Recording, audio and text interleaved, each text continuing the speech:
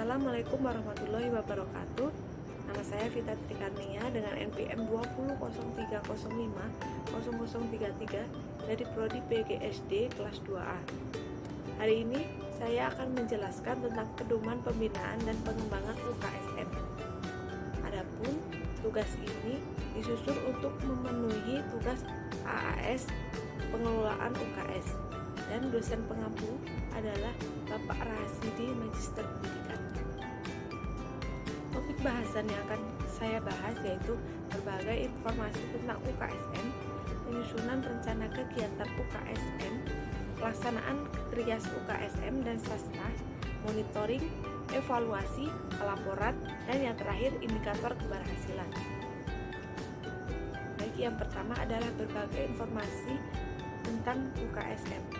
Sejarah perkembangan UKSM pada tahun 1956 itu telah dirintis kerjasama. Kerjasama itu antara Departemen Kesehatan, Departemen Pendidikan dan Kebudayaan, dan juga Departemen Dalam Negeri. Bentuk kerjasamanya itu berupa proyek program UKS perkotaan di Jakarta dan UKS pedesaan di Bekasi.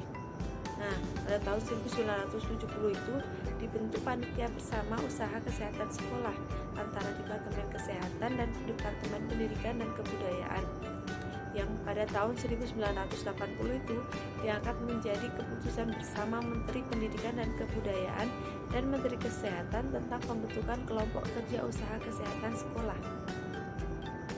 Pada tahun 1984, untuk lebih memantapkan pembinaan usaha kesehatan sekolah secara terpadu, maka diterbitkanlah surat keputusan bersama atau yang biasa disebut dengan SKB 4 Menteri antara Menteri Pendidikan dan Kebudayaan, Menteri Kesehatan, Menteri Agama, dan juga Menteri Dalam Negeri Republik Indonesia. Adapun tujuan dibentuknya UKSM itu ada tujuan khusus dan tujuan umumnya. Untuk tujuan umum, usaha kesehatan sekolah ini dapat membantu meningkatkan mutu pendidikan dan prestasi belajar peserta didik yang tercermin dalam kehidupan perilaku hidup bersih dan sehat, menciptakan lingkungan yang sehat, sehingga memungkinkan pertumbuhan dan perkembangan yang harmonis dan juga optimal. Sedangkan tujuan khususnya antara lain meningkatkan sikap dan keterampilan untuk melaksanakan pola hidup bersih dan sehat, serta berpartisipasi aktif di dalam usaha peningkatan kesehatan. Kemudian meningkatkan hidup bersih dan sehat baik dalam bentuk fisik, non-fisik, maupun sosial.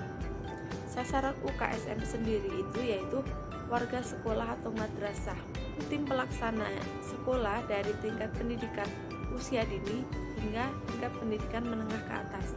Untuk ruang lingkup pembinaan UKSM di sekolah itu meliputi pendidikan kesehatan, pelayanan kesehatan, dan juga pembinaan lingkungan sekolah sehat. Adapun langkah-langkah yang harus kita perhatikan untuk menyelenggarakan program UKSM. Yang pertama adalah identifikasi masalah, kemudian perencanaan program, skala program, kemudian pelaksanaan program, kemudian pengendalian dan pengawasan program, dan yang terakhir monitoring, evaluasi, dan pelaporan sekolah. Untuk melaksanakan tugas pembinaan dan pengembangan UKSM secara terpadu dan terkoordinasi, maka dibentuklah tim pembina UKSM pada setiap tingkat pemerintahan yang terdiri dari tim pembina UKS tingkat pusat, kemudian tingkat provinsi, tingkat kabupaten atau kota, tingkat kecamatan, dan tim pelaksana di sekolah. Untuk tugas tim pelaksana UKSM itu meliputi menjalin kerjasama dengan orang tua, kemudian instansi terkait dalam pelaksanaan UKS, kemudian menyiapkan sekolah menjadi sekolah bersih, sehat, dan aman, nyaman, melaksanakan ketatausahaan dan database kegiatan, dan yang lainnya. Pembinaan dan pengembangan UKSM itu meliputi pembinaan peserta didik melalui kegiatan pendidikan kesehatan, pelayanan kesehatan, dan juga pembinaan lingkungan sekolah sehat, pembinaan sarana prasarana, pembinaan lingkungan, penelitian dan pengembangan, dan yang lainnya. Bahasan yang kedua adalah penyusunan rencana kegiatan UKSM. Yang pertama yaitu rencana kegiatan UKSM tahunan, yang artinya rangkaian dan tahap kegiatan UKSM yang disusun oleh tim pelaksana dengan dihadiri oleh seluruh anggota tim pelaksana yang akan dilaksanakan selama 1 tahun pelajaran. Yang kedua adalah rencana kegiatan dan rencana anggaran belanja UKSM. Kemudian langkah pelaksanaan, kemudian penyusunan rencana UKSM tahunan, dan dalam penyusunan rencana kegiatan perlu memperhatikan kegiatan yang mengacu pada program UKSM, kemudian jenis kegiatannya, waktu kegiatannya, kemudian dana kegiatannya. Adapun tugas dan tanggung jawab 4 kementerian. Tugas dan tanggung jawab Kementerian Pendidikan dan Kebudayaan itu salah satunya menetapkan kebijakan teknis dalam pembinaan dan pengembangan UKSM melalui intrakurikuler dan juga ekstrakurikuler. Untuk tugas dan tanggung jawab Kementerian Kesehatan antara lain menetapkan kebijakan yang mendukung kegiatan UKSM, memfasilitasi gerakan masyarakat, sekolah maupun kampanye kesehatan yang mendukung pelaksanaan UKSM, dan juga melaksanakan komunikasi, informasi, dan edukasi tentang UKSM. Untuk tugas dan tanggung jawab Kementerian Agama itu melaksanakan kebijakan teknis kesehatan dalam pembinaan. Topik bahasan yang ketiga adalah pelaksanaan trias UKSM dan sastra. Nah, adapun pengertian dari pendidikan kesehatan adalah upaya yang diberikan berupa bimbingan atau tuntunan kepada peserta didik tentang kesehatan yang meliputi seluruh aspek kesehatan pribadi, baik fisik dan sosial, agar kepribadiannya dapat tumbuh dan berkembang dengan baik melalui kegiatan kurikuler dan ekstrakurikuler. Pelaksanaan pendidikan sendiri diberikan melalui kegiatan kurikuler dan kegiatan ekstrakurikuler. Beberapa pendekatan yang dapat dilakukan dalam rangka melaksanakan pendidikan kesehatan antara lain pendekatan individual, pendekatan kelompok, dan untuk supaya tujuannya tercapai harus disesuaikan dengan tingkat kemampuan dan perbedaan individual peserta didik. Diupayakan sebanyak-banyaknya melibatkan peran aktif peserta didik sesuai dengan situasi dan kondisi setempat dan selalu mengacu pada tujuan pendidikan kesehatan termasuk upaya alih teknologi. Dan untuk metode yang digunakan dalam proses belajar mengajar, guru dan pembina dapat menggunakan metode belajar kelompok, kemudian tugas kelompok, berdiskusi, belajar perorangan, pemberian tugas, dan yang lainnya. Yang kedua adalah pelayanan kesehatan yang mempunyai arti segala upaya peningkatan kesehatan atau promotif, pencegahan atau preventif, pengobatan atau kuratif, dan pemulihan atau biasa disebut rehabilitatif yang dilakukan terhadap peserta didik dan lingkungannya. Tujuan diadakannya pelayanan kesehatan antara lain meningkatkan kemampuan dan keterampilan melakukan tindakan hidup sehat dalam rangka membentuk perilaku hidup bersih dan sehat, meningkatkan daya tahan tubuh peserta didik terhadap penyakit dan mencegah terjadinya penyakit, kelainan, dan juga cacat. Tempat pelayanan kesehatan dapat dilakukan di sekolah melalui kegiatan ekstrakurikuler berupa penyuluhan dan latihan keterampilan. Bisa juga dilaksanakan di puskesmas dan instansi kesehatan jenjang berikutnya sesuai kebutuhan. Untuk pelaksanaan pelayanan kesehatan itu bisa di sekolah, di puskesmas, peserta didik yang perlu dirujuk, pendekatan, dan juga metode yang diperlukan adalah penataran atau pelatihan, bimbingan kesehatan dan bimbingan khusus ataupun konseling, penyuluhan kesehatan, pemeriksaan langsung, dan juga pengamatan. Pembinaan lingkungan sekolah sehat itu terbagi menjadi lingkungan fisik dan lingkungan non-fisik. Nah, adapun pengertian dari lingkungan sekolah sehat adalah suatu kondisi lingkungan sekolah yang dapat mendukung tumbuh kembang peserta didik secara optimal serta membentuk perilaku hidup bersih dan sehat agar terhindar dari pengaruh negatif. Untuk pembinaan lingkungan sekolah sehat adalah usaha untuk menciptakan kondisi lingkungan sekolah yang dapat mendukung proses pendidikan sehingga mencapai hasil yang optimal, baik dari segi pengetahuan, keterampilan, maupun sikap. Untuk pelaksana pembinaan lingkungan sehat itu terdiri dari kepala sekolah, guru, peserta didik, pegawai sekolah, komite sekolah, dan juga masyarakat. Untuk mempermudah pelaksanaan pembinaan lingkungan sekolah sehat, alangkah baiknya jika dilakukan kegiatan identifikasi masalah, perencanaan, intervensi, pemantauan, dan evaluasi, serta pelaporan. Identifikasi sendiri adalah faktor resiko dilakukan dengan cara pengamatan dengan menggunakan instrumen pengamatan dan bila perlu dilakukan pengukuran lapangan dan juga laboratorium. Dalam perencanaan, sudah dimasukkan rencana pemantauan dan evaluasi serta indikator keberhasilan.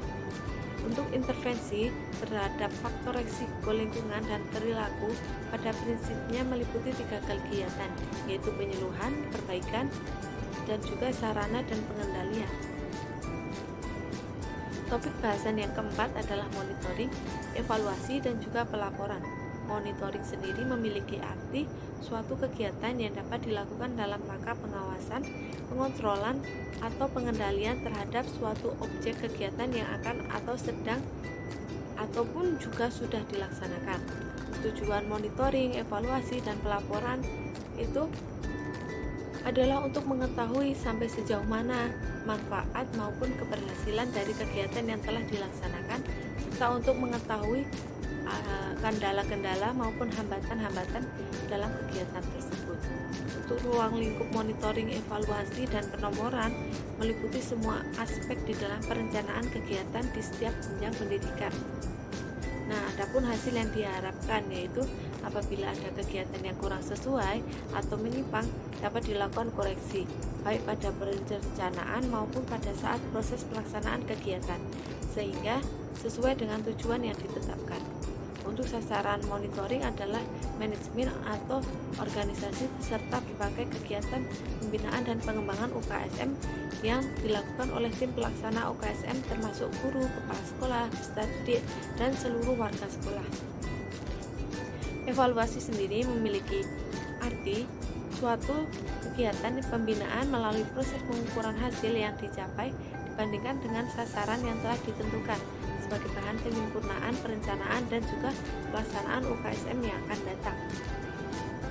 Tujuannya yaitu memberikan umpan balik sebagai dasar penyempurnaan program, pembinaan dan pengembangan, mengukur keberhasilan seluruh program yang dilaksanakan pada akhir kegiatan. Untuk ruang lingkupnya yaitu meliputi seluruh komponen kegiatan UKSM maupun hasil pelaksanaannya. Untuk prinsip-prinsip evaluasi yaitu menyeluruh, berkesinambungan, objektif, dan juga pedagogis. Sasarannya adalah peserta didik, lingkungan sekolah, dampak pembinaan terhadap perilaku peserta didik, dan yang lainnya. Untuk unsur-unsur yang dievaluasi yaitu perubahan tingkat pengetahuan, perubahan sikap dan penghayatan, tingkat keberhasilan maupun tidak keberhasilan kegiatan. Cara mengevaluasinya yaitu penilaian dapat dilakukan dengan bentuk kualitatif atau kuantitatif. Teknik evaluasi penilaian dapat dilakukan dengan mempergunakan tes, pengamatan, skala, sikap, wawancara, dan yang lainnya. Untuk pelaporan dalam pelaksanaan UKSM adalah suatu kegiatan melaporkan atau menyampaikan secara tertulis segala kegiatan yang telah dilakukan, mencakup program pelaksanaan UKSM yang dilakukan tim pelaksana UKSM. Tujuannya adalah untuk mengetahui daya guna, hasil guna, dan tempat guna, serta penyimpangan-penyimpangan yang mungkin terjadi pada waktu pelaksanaan kegiatan.